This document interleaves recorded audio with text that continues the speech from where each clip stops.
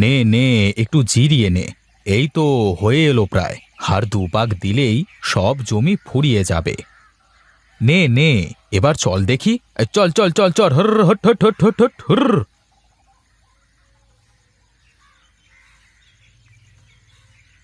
ও দাদা, এই চাষ দিচ্ছ নাকি? তা দেখে কি মনে হচ্ছে তোর? নাগল দিয়ে কি চাষ বাদে অন্য কিছু হয়? ধুর, হ্যাঁ তোমার সাথে মশকরাও কি করা যাবে না নাকি? হ্যাঁ তা কি করবে জমিতে? এখনো কিছু ভাবিনি রে। দেখি কি করা যায়। হ্যাঁ দাদা, একটা কথা বলতে আসলাম। কত কথাই তো বলে ফেললি, তা আসল কথাটাও বলে ফেল দেখি। আমার আবার তাড়া আছে। হ্যাঁ হ্যাঁ, তোমার চাষ শেষে যদি আমার জমিটাতেও একটা চাষ মেরে দিতে। ও আচ্ছা আচ্ছা, এই কথা। না রে, আমার হাতে তেমন সময় নাই বুঝলি, থাকলে দিয়ে দিতাম। তাহলে আর কি হলো, দেখি অন্য কেউ দিয়ে দেয় নাকি। দেখ, মাঠের মধ্যে তো অনেক লোক আছে, কেউ না কেউ দিয়ে দেবে।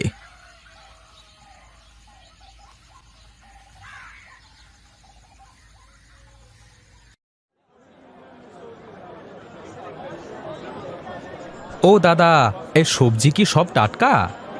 হ্যাঁ দাদা, সব সবজি একদম টাটকা, আজই ক্ষেত থেকে তুলে আনা। সবাই তো এক কথাই বলে গো, বিশ্বাস করে বাড়িতে নিয়ে যাওয়ার পরে বোঝা যায়। কি যে বলেন দাদা, দেখে নিন আপনি, সবজিগুলো সব কেমন টসটস করছে। হ্যাঁ তা তো দেখতেই পাচ্ছি। তা আমাকে একটা ফুলকপি, আধা কিলো আলু আর ওই 2 কিলো টমেটো দাও। এই নেন দাদা, আপনার টাকা। যাক, আজ বেশ ভালোই কেনা বেচা হলো। রোজ যদি এরকম হতো তাহলে তো কথাই থাকতো না। দেখি এবার দোকানটা গুছিয়ে নিয়ে যাই।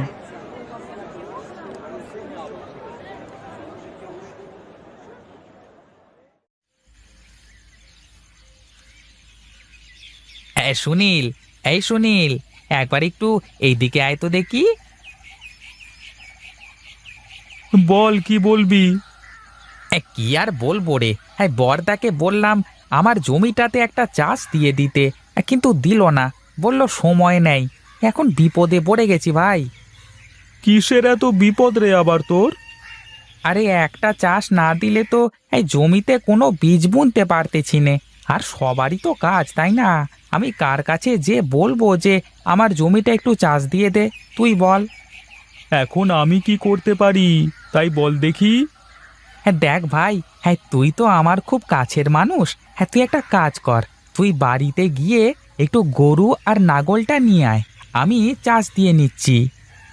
আচ্ছা তুই থাক, আমি যে আগে দেখি বাড়ির কি পরিবেশ।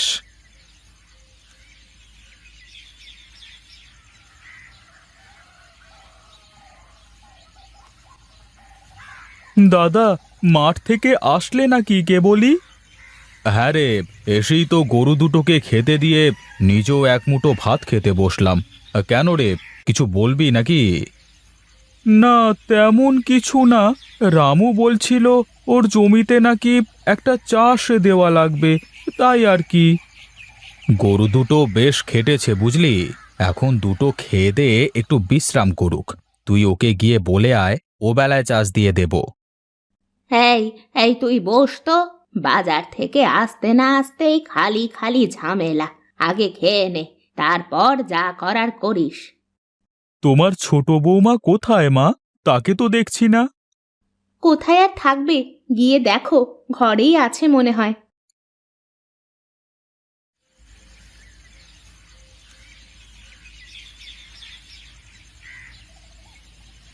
কি গো, এভাবে মন খারাপ করে বসে আছো কেন? কি হয়েছে তোমার? কি আর হবে, এ বাড়িতে আমার কি কোনো মূল্য আছে নাকি? আহা, কি হয়েছে সেটা বলবে তো। কি হয়নি তাই বলো, সেই বিয়ের পর থেকেই তো এবারের সব কিছু তোমার মা আর তোমার বড় বৌদির কথা মতো হয়। আমি তো শুধু তাদের হুকুমের গোলাম মাত্র। দেখো, একসাথে থাকতে হলে অনেক কিছু মেনে নিয়ে থাকতে হয়। তুমি থাকলে থাকো, আমি ওসব মেনে চুনে থাকতে পারবো না।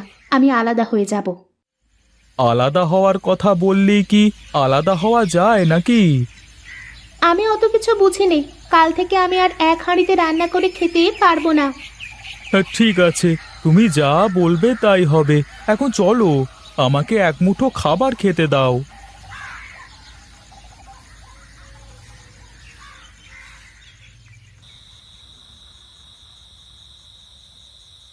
এবার বল সুনীল, কি বলবি? আমি বলছিলাম যে দাদা, কাল থেকে আমরা আর একসাথে খেতে পারবো না। এ কি বলিস রে সুনীল? দুই ভাই একসাথে থাকতে পারবে না? কেন থাকবো মা? এ বাড়িতে তো আপনি আর আপনার বড় বেটার বউ যা বলেন তাই হয়। আমার কথার কি কোনো মূল্য নেই? ও মা, তা কেন হবে? শোনো ছোট বৌমা, তুমি এ বাড়ির ছোট বউ। আমরা সবাই তোমার সাথে সব সময় ভালো করে কথা বলি, তোমাকে কম কাজ করতে বলি। এমনকি বড় বৌমাও তো তোমাকে তেমন কাজের কথা বলে না। যাই হোক, আমি আর একসাথে থাকতে পারবো না। শোন সুনীল, তুই যা চাস তাই হবে, কিন্তু তার আগে তুই ভালো করে একটু ভেবে দেখ।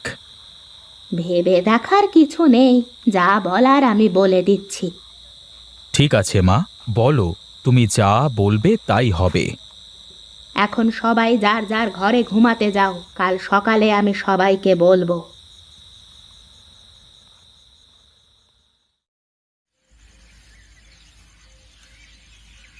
সবাই শোনো, এখানে দুটো লেবু গাছ আছে। তোমরা দুই বউ দুটো লেবু গাছের চারা নিয়ে লাগাবে। এই লেবু গাছে যতদিন লেবু না ধরবে ততদিন তোমরা একসাথে থাকবে। তারপর যখন গাছে লেবু ধরবে তখন দেখা যাবে। ঠিক আছে, আমি রাজি। তাহলে তোমরা দুজনে গাছ দুটো লাগিয়ে ফেলো।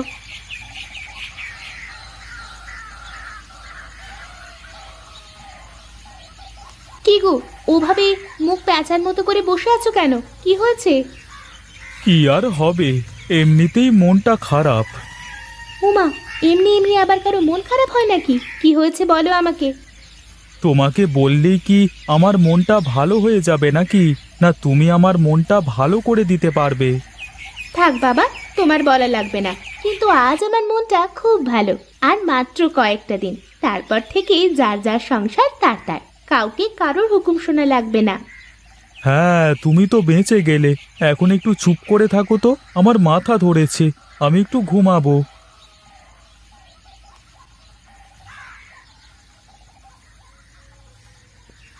কি গো, তোমাদের লেবু গাছে কি লেবু ধরলো? না মা, এখনো তো লেবু ধরলো না, তবে বেশ কিছু ফুল এসেছে গাছে। ফুল যখন ধরেছে তাহলে লেবুও ধরবে। যত্ন করো ভালো করে। যতটুকু যত্ন করার দরকার তা তো করছি। মা, আমার কাছে তো ফুলও ধরলো না।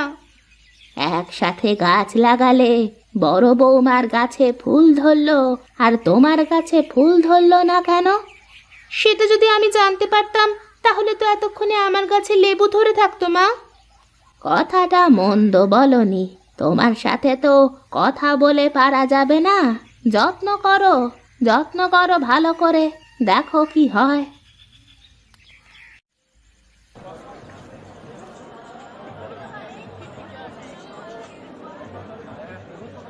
দাদা, তুমি এই সময় বাজারে? একটু কাজে এসেছিলাম রে, তাই ভাবলাম তোর বেচাকেনা কেমন হচ্ছে একটু দেখে যাই। বেচাকেনা নেই দাদা, সকাল থেকে বসে আছি, খরিদ্দারি আসছে না। এভাবে হলে কিভাবে চলবে? কিছুই তো বুঝতে পারছি না দাদা। দেখি, দিন তো এখনো পড়েই আছে। ঠিক আছে, তাহলে থাক, আমি বাড়ির দিকে যাই। শোনো দাদা, এই পানগুলো নিয়ে যাও, মাকে দিয়ে দিও কেমন?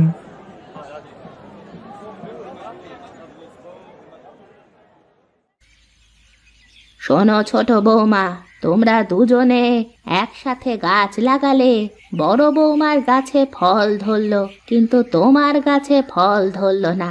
এতে তুমি মনে কষ্ট পাওনি? তার বলতে আমার তো খুব কষ্ট হচ্ছে।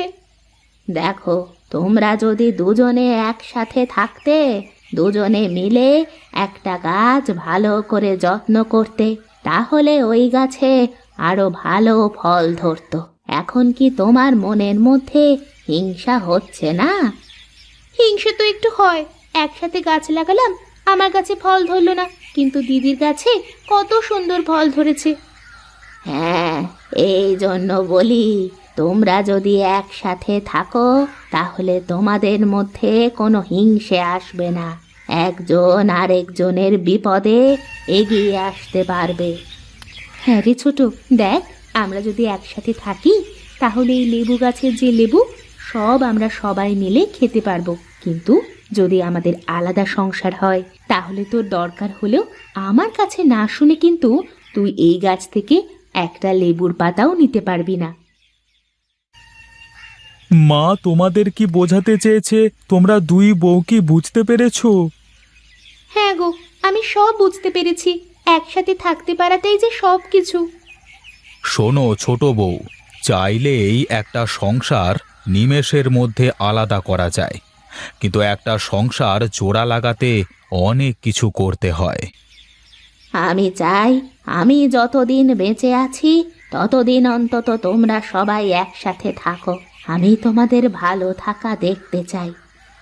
তুমি কোনো চিন্তা করো না মা, আমরা দুই ভাই সব সময় একসাথেই থাকবো।